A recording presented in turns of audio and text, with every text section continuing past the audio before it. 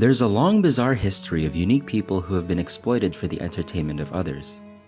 But the story of the Queen's Dwarf, Jeffrey Hudson, might be the most extraordinary and sad tale of all.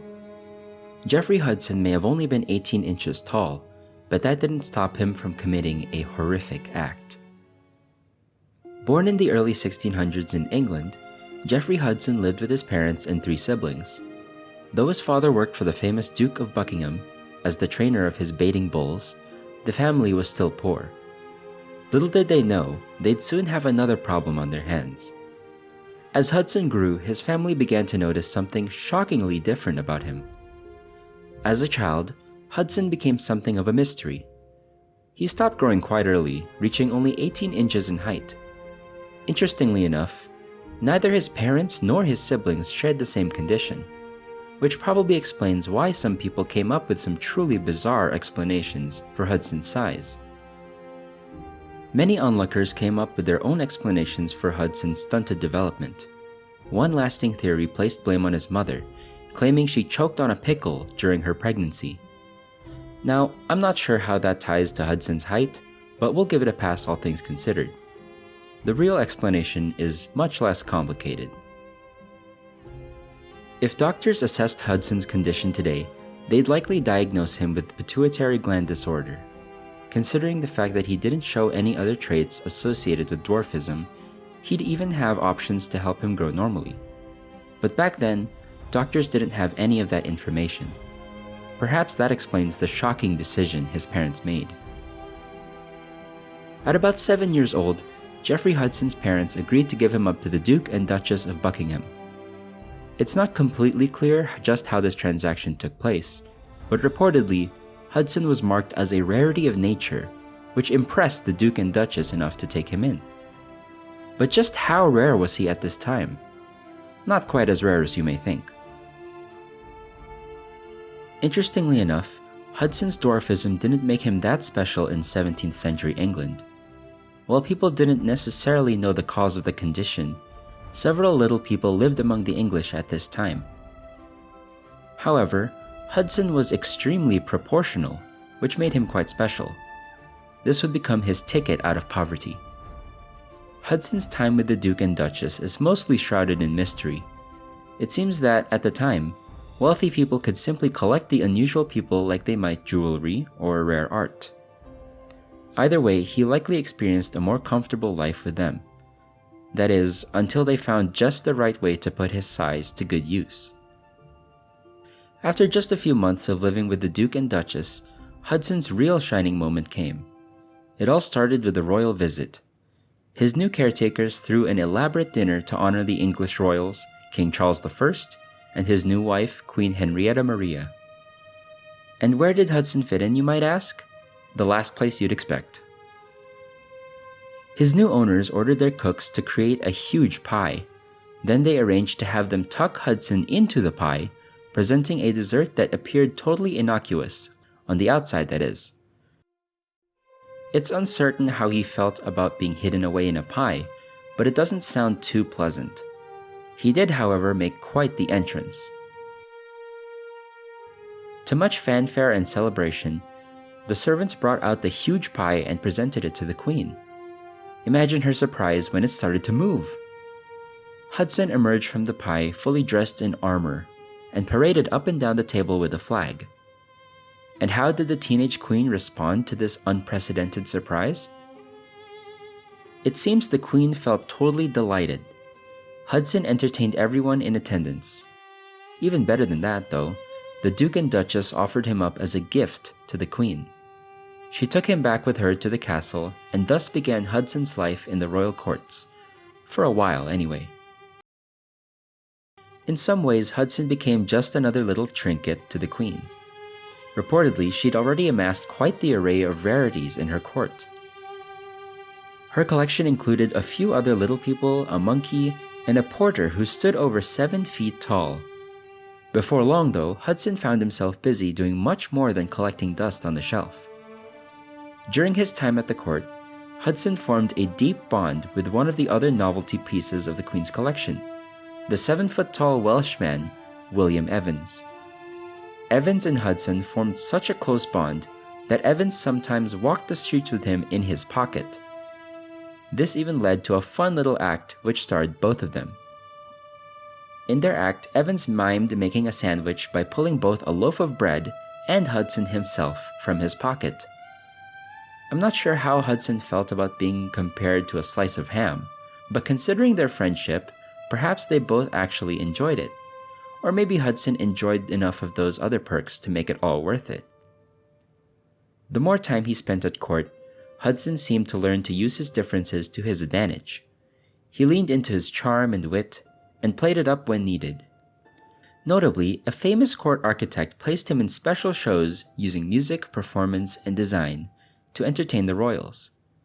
He got much more than a starring moment, though. As a member of the Queen's court, Hudson experienced the very best of everything. He received an academic education and training in proper manners. He went hunting and enjoyed good food. The Queen even gave him his own servant. Along with all that, Hudson found himself partaking in one very prestigious royal tradition. Hudson received the honor of joining the royals and their courts on horseback rides. While the Queen and her ladies rode side saddle, Hudson got a special saddle made just for him.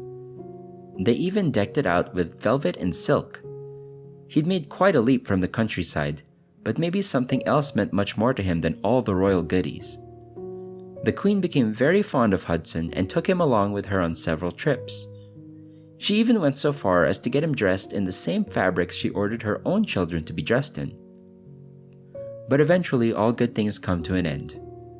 Interestingly enough, the ultimate conclusion of his charmed life came at the hands of his royal connections. Hudson's first royal misfortune came along early in his time at court. At about age 10, he joined a group from the court headed to France. The group intended to secure a midwife for the then pregnant queen, and they sent him along to entertain the French court. They got to France just fine, but on their return trip, a horror show ensued. On their way back to England, pirates commandeered their ship. It's not hard to imagine this being truly frightening for a 10-year-old. Luckily for him, the pirates simply raided the ship, took what they wanted, and let them continue to England. Intriguingly though, this brush with danger didn't stop Hudson from taking other risky expeditions. In 1637, Hudson joined another group headed across the English Channel.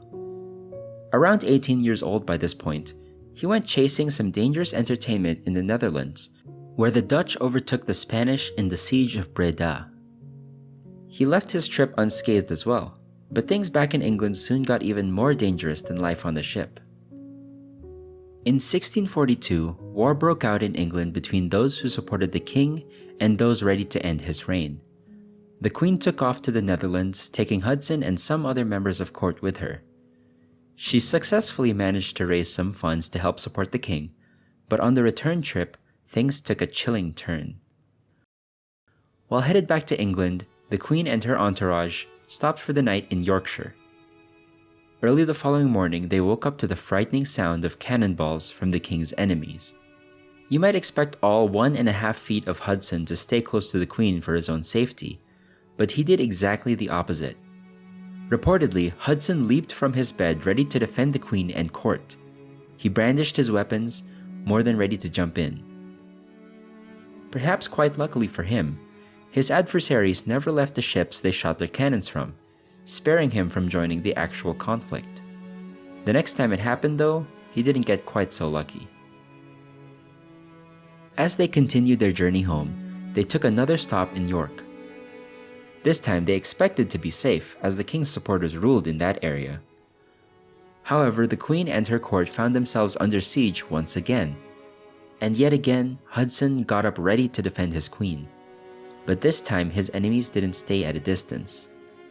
Now in his early 20s, many reports seem to indicate that Hudson took this opportunity to prove his value. Still, the details are a bit hazy here. It's not 100% clear whether or not he literally engaged in any hand-to-hand confrontation. But details or no details, he clearly did something, considering what the Queen did next. Sometime after these confrontations, the Queen bestowed the title Captain of Horse on Hudson. He seemed to take the title seriously, holding onto it later in life and going by the title Captain Jeffrey Hudson. Even so, the Queen ended up fleeing to France with her court while the unrest continued. That's when things really went downhill. Hudson started to become extremely dissatisfied with his status as a member of the Queen's court. He didn't want anyone to see him as merely the Queen's pet anymore. He wanted to be respected as an adult, as a captain no less. Honestly, that's not hard to understand. But what is hard to understand is how he let that become his undoing. In 1644, Hudson found himself in deep trouble when he got into a heated confrontation with Charles Croft. Croft, the brother of an English baron, William Croft, probably brushed shoulders with Hudson fairly often. But on one fateful day, he said or did something that went a little too far. Hudson challenged him to a duel. There's no record of what Croft actually did to offend Hudson. Either way, it seems Hudson felt ready to go out defending his honor.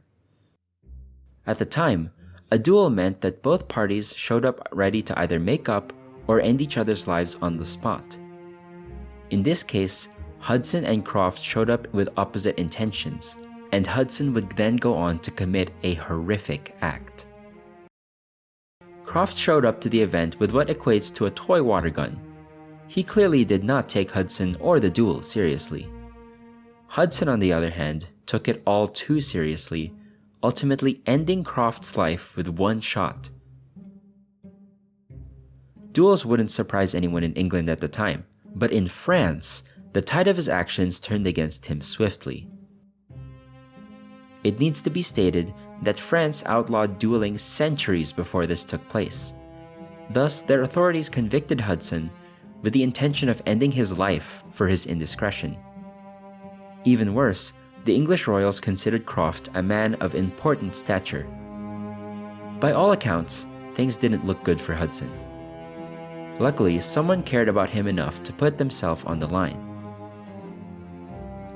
Even despite his transgression, the Queen still cared very dearly for Hudson.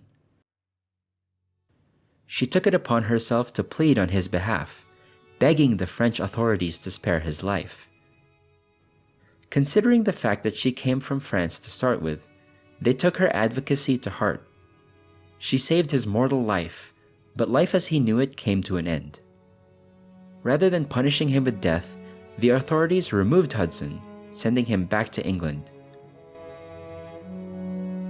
This effectively ended his days as a prized possession of the court. Perhaps at that point, he thought he could still look to some type of successful future. Tragically though, things very swiftly moved from bad to much, much worse. Now kicked out of the court and seemingly disgraced in the eyes of his royals, Hudson boarded a ship and headed back home. But while en route to England, pirates once again captured the ship Hudson traveled on. But this time, they didn't just let the crew and passengers off with a raid and a warning. This time, Hudson found himself in his worst predicament yet. This time, Ottoman pirates intercepted his ship. Already notorious for their brutality, they took Hudson and several other English people captive. They brought them back to North Africa with the intention of keeping them there for the rest of their natural lives. It spelled the start of an experience that completely opposed Hudson's life amongst the royals. Though the details of this experience didn't come to light until much later, Hudson spent the next 25 years in captivity. Later on, he elaborated on these years of cruel labor and extreme misery, including enduring all types of mistreatment. Amazingly though, this didn't spell the end of his story. In fact, it supposedly gave him something he never dreamed he'd have. By Hudson's own claims, he somehow physically grew during those 25 years of enslavement. He said he doubled his size, putting him at almost 4 feet. There aren't any reports to confirm that fact, or his insistence that the horrible things he experienced made him grow, but luckily for him, he eventually gained his freedom. Hudson's salvation finally came in the 1660s. On one of several expeditions by the English to rescue their captives, they rescued him and returned him to his home country. Now older and much likely more feeble, you might expect him to try to return to the court. However, he found a very different court than the one he'd left decades prior. While the pirates kept him locked down in North Africa, the dynamics of the royals changed completely. A new king, Charles II, ruled over the monarchy. Even worse than that, the Queen seemingly passed right around the time Hudson got back. But considering what he did next, perhaps he didn't even want to go back to court. Now in his older age, Hudson found himself met with unique opportunities. He became acquainted with historian James Wright. Wright spent time with Hudson, doing his best to put the chaotic details of his life in writing. With that done, however, Hudson seemingly realized he needed to do something more audacious to take care of himself. Around 1676, Hudson reportedly decided to head back to London, where he'd spent the first half of his life in the lap of luxury. While it's not explicitly stated, he probably went there with hopes of getting some type of compensation from the court he'd served for so long. But unfortunately for him, he went at exactly the wrong time. At just this time, London experienced serious religious and political unrest. Conspiracy theories claiming the Catholics wanted to end the king's life spread through the place like wildfire. As a result, authorities started targeting these church communities in an attempt to protect the king. Now, guess what religion Hudson staunchly ascribed to? Upon his arrival in London, authorities locked Hudson up, charging him for being a Roman Catholic. He couldn't catch a break. It didn't take another couple of decades for him to get his freedom this time, but at this age, it turned out he didn't have any years to waste. After about 4 years, authorities finally released Hudson back into society. There's very little recorded about the final years of his life, but by that time, he'd likely be in his 60s and possibly dealing with a number of health issues. Before he passed, however, he seemingly got one more reminder of his glory days. The last known written record of anything related to Hudson comes in the form of a payment.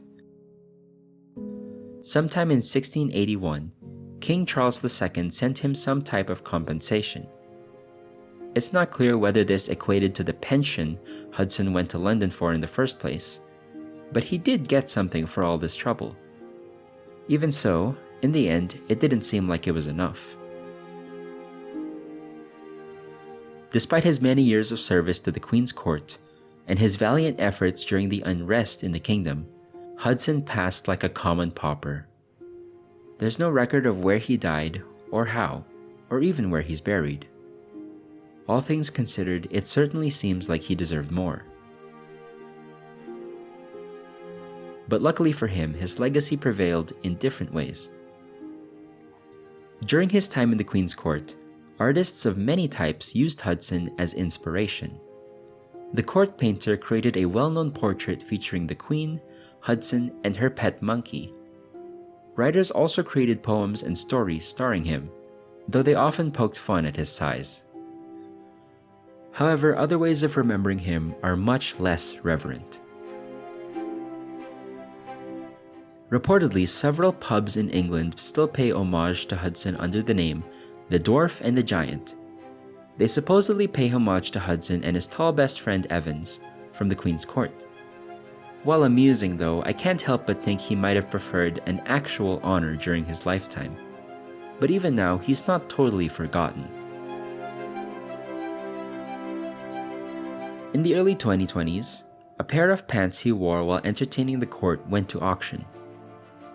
A collector wanted this little real-life piece of the past so much that they bid almost £10,000. In the end, Hudson did see his final years in squalor, but at least his roller coaster of a life remains one of history's most fascinating stories.